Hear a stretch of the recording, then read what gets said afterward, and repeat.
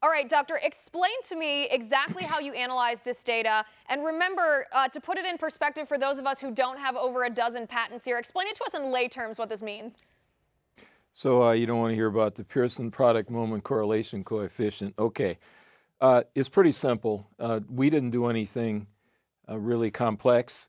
You have data for something you're worried about, yield, cost, and you have a variable you think might be an input, and you do a graph, and then you put what's called a least squares line through the data, and then you calculate how well the line fits the data.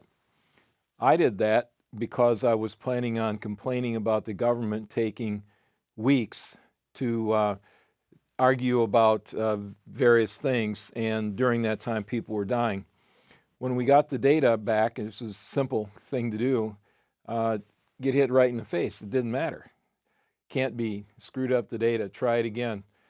We brought in 3 different people. We looked at it. The data was right. And what it said is that it didn't matter the death rate in the state, how many people per million died, didn't correlate with how fast they shut down from the time they knew they had COVID till the time they shut down.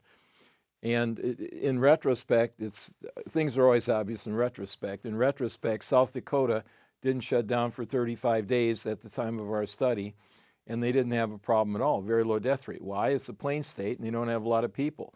New York City shut down right away, and they had the worst problem in the United States.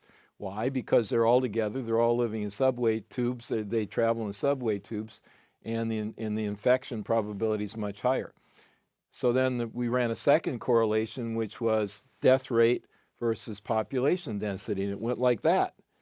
And it said the denser the population is, the higher the death rate is. Okay, well that's kind of obvious too.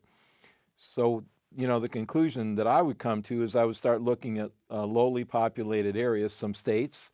California, there are 10, 12 counties that have 0 deaths. Why are they shut down?